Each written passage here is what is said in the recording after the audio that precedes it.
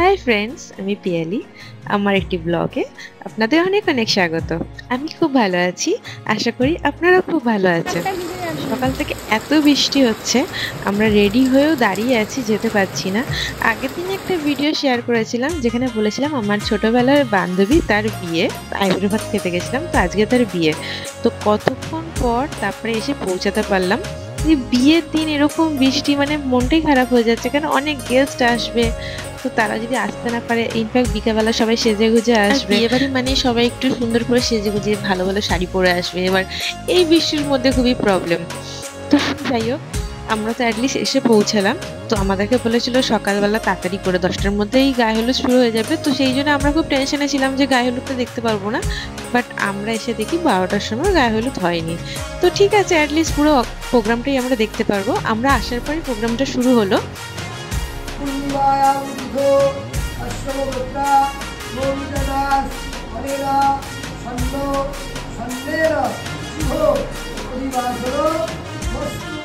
আজকে ওদের ফ্যামিলি সবারই মোটামুটি ড্রেস কোড ছিল সাদা আর লাল।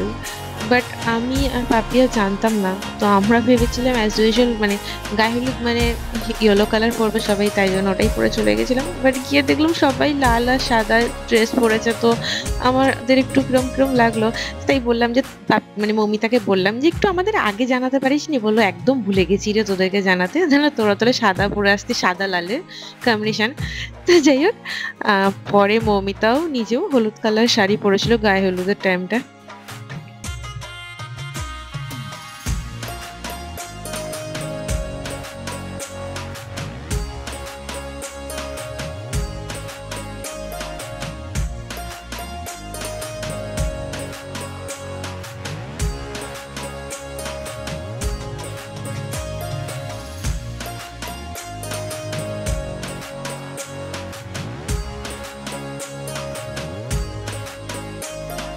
এই বিয়ে বাড়ির প্রত্যেকটা রিচুয়াল দেখতে খুব মজা লাগে, মানে সুন্দর সুন্দর রিচুয়াল।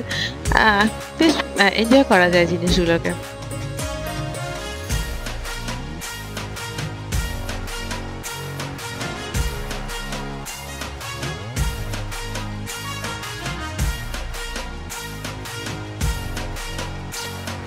বৃষ্টিটা হয়ে একদিকে ভালো হয়েছে কি, ওয়েদারটা একটু ঠান্ডা হয়েছে।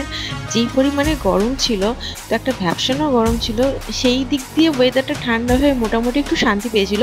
কিন্তু ওই আর কি, যখন তখন বৃষ্টি নামছিল আর ওই মাঠটার মধ্যে জল জল হয়ে যাচ্ছিল, এই একটা প্রবলেম। কিন্তু আদারওয়াইজ একটু লোকে শান্তি পেয়েছিল ঠান্ডায়। এমনি হলটা এসি ছিল, কিন্তু এই বাইরেটা তো এসি ছিল না। ওইখানটা যদি ওরকম মানে কাঠ ফাটা রোদ্দুর থাকতো, সবারই একটু প্রবলেম হতো।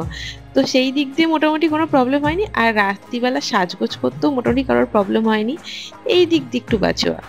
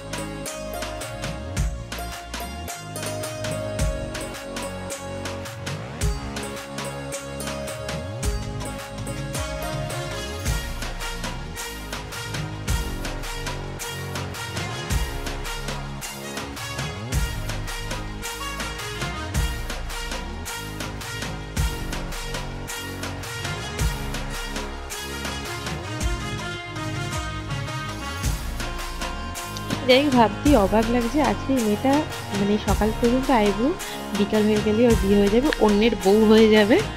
যাই হোক, এই প্রোগ্রামগুলোর পর ওরা গঙ্গা স্নান করতে গেছিলো। তো গঙ্গা স্নান করতে যাওয়ার নিয়ম, তো তারপর গঙ্গা স্নান করে এলো। আমি যাইনি গঙ্গায়, কেন কি এই বৃষ্টির মধ্যে বেরোতে ভাল লাগছিল না।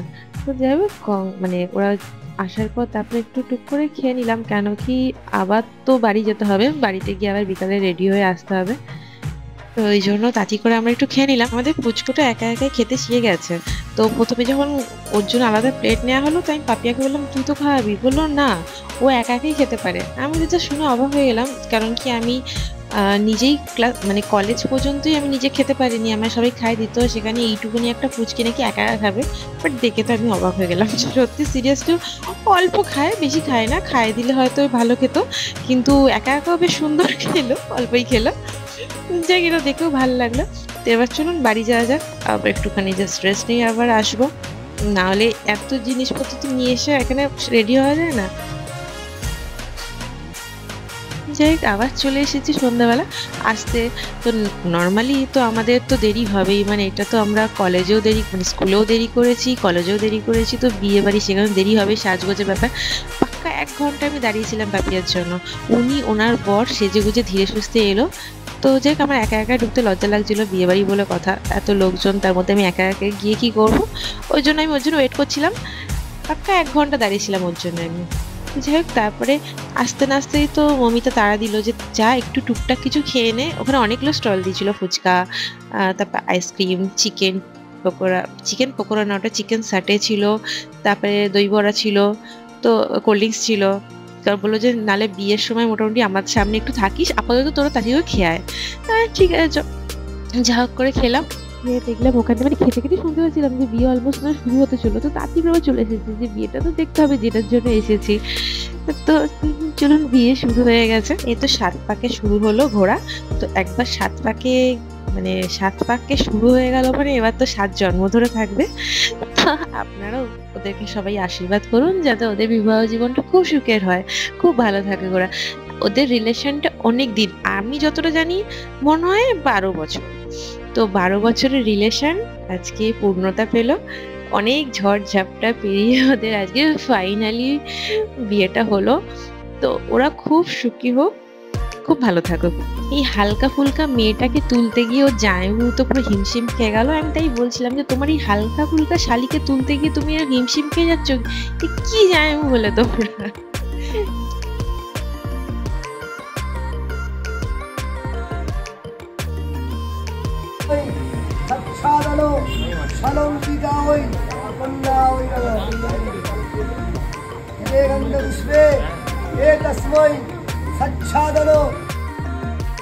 এই লজটা আমার খুব পছন্দ হয়েছে বেশ, এটা জায়গাটা হচ্ছে বালিতে, রাসবাড়ি বলে একটা জায়গা আছে, লালবাবা কলেজের পাশেই এই লজটি।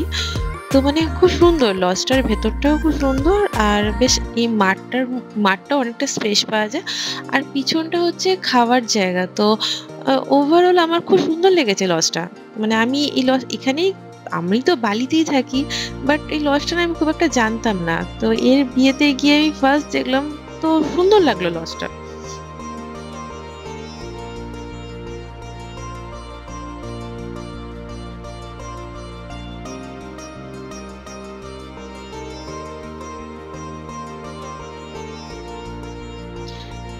বিয়ে তো অলমোস্ট মানে কমপ্লিটের দিকে, এখন সিঁদুরদান পর্ব, সিঁদুরদান হয়ে গেলে বিয়ে কমপ্লিট।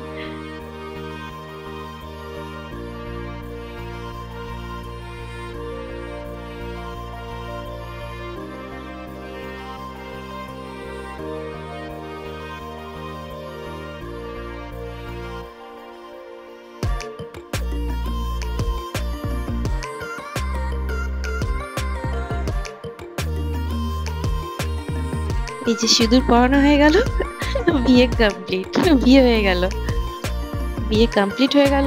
ও তো এখন অন্যের বউ হয়ে গেল, এখন ধীরেনের বউ হয়ে গেল।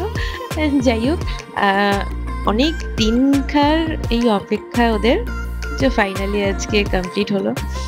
যে তারপরে তো অনেকটা রাত হয়েছে, এবার আমাদের খেয়ে দিয়ে বেরাতে হবে।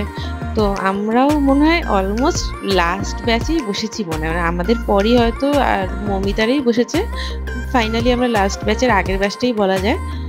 তো যাই হোক খাওয়া দাওয়া কমপ্লিট করলাম, এবার চলুন বাড়ি যাওয়া যাক, অনেক রাত হয়েছে, অলমোস্ট 12টা।